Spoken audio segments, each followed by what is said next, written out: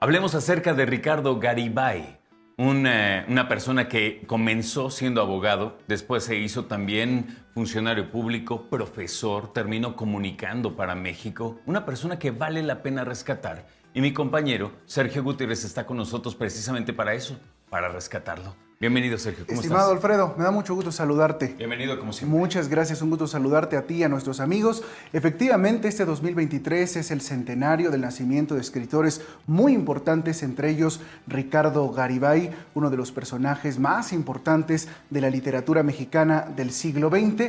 Y precisamente para hablar de un gran escritor, hemos invitado a un gran escritor, estudioso, por supuesto, de la obra del maestro Ricardo Garibay. Nos da mucho gusto saludar esta mañana, Alfredo, al maestro Armando González Torres. Maestro, ¿cómo está? Buenos días. Buenos días, muchísimas gracias por invitarme. Por favor, maestro, para nosotros es un gran gusto. Cuéntenos, ¿por qué es importante acercarnos a la figura de Ricardo Garibay? ¿Qué representa este extraordinario escritor para nuestra literatura mexicana? Sí, bueno, yo creo que Ricardo Garibay fue un escritor muy popular en su tiempo, fue de los primeros escritores que tuvo acceso a los medios masivos de comunicación, era una presencia constante en la televisión. Y bueno, realmente la impresión que uno tiene cuando fue contemporáneo de él y que lo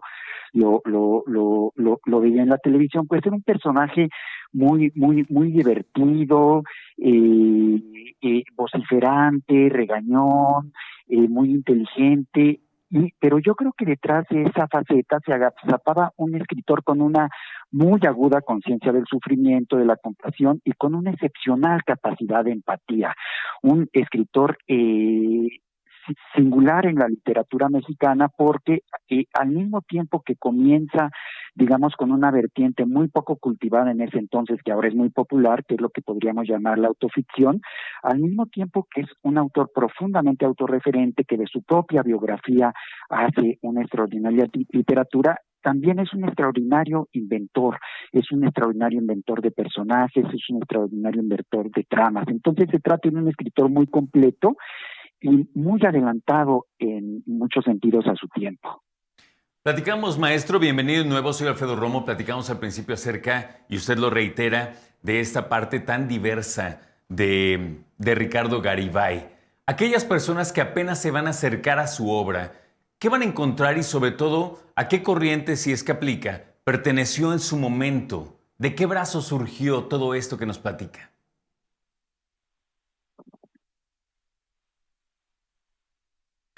Ok, me parece que el maestro perdimos tantito contacto con él, pero es importante rescatar, Sergio. Por supuesto. ¿De dónde viene Ricardo Garibay? Ya decías al principio una formación de leyes, cuando su pasión era otra, empieza a dar clases incluso y empieza a mostrarse con un carácter muy férreo también en los medios, a encarar, me parece, la sociedad mexicana de un acercamiento muy distinto. Indiscutiblemente, Alfredo, un escritor con una personalidad, como decía el maestro González Torres, recia, con una vida, una infancia, una adolescencia que indiscutiblemente lo marcó.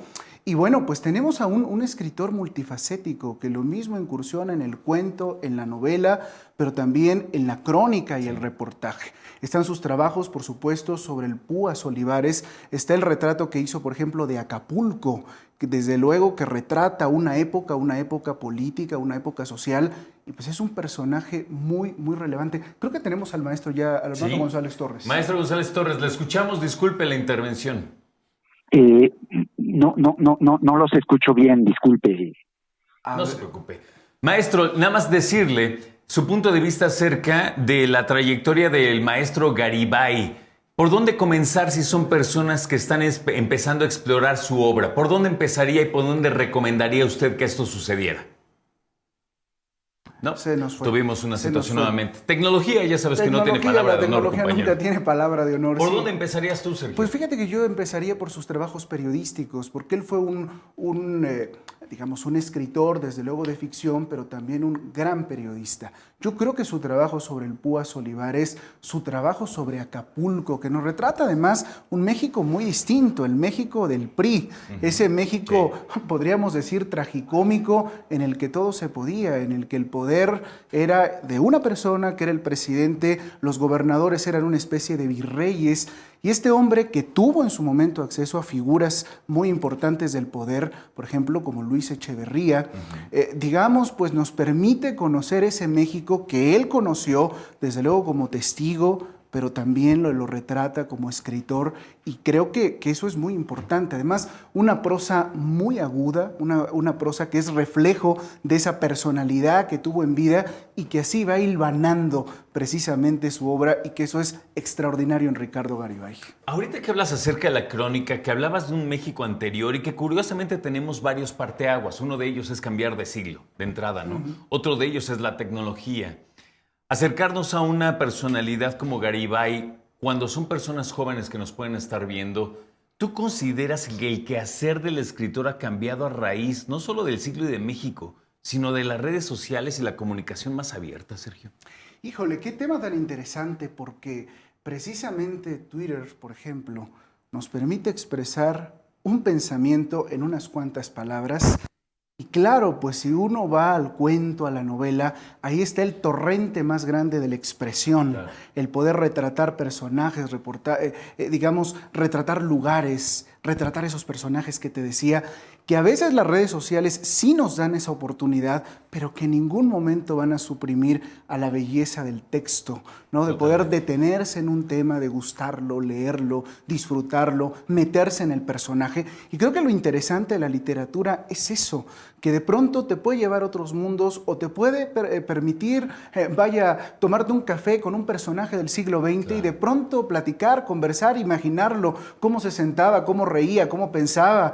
Y creo que esa parte de la literatura pues no la va a suprimir Twitter. Yo creo que son distintas formas de expresión, pero pues cada una tiene su utilidad, su importancia, su belleza, pero claro, nada puede prescindir de un buen libro, de un buen texto, de una buena novela, y creo que eso nos deja un sabor de boca extraordinario. Totalmente. Y pues ya que viene el fin de semana, pues no hay que tenerle miedo a estos grandes escritores. A veces lo que pasa, Alfredo, es que son escritores que vivieron otra época, que quizás son ajenos a nuestras generaciones, a los millennials, a los centennials, y entonces dicen, no, ¿por qué me voy a acercar a él si ni siquiera lo conozco? Y no, al contrario, creo que es muy padre ir a la librería de nuestra preferencia, tomar un libro, revisarlo, checarlo, y pues creo que el placer estético y la emoción que nos va a dar una obra, la que sea de Ricardo Garibay, pues es insustituible, y es una oportunidad de sumergirnos a un México que no vivimos, pero que podemos volver a vivir a través de la pluma y la creatividad de estos grandes escritores. Momento de rescatar entonces a Ricardo Garibay y otros que, aunque son recientes,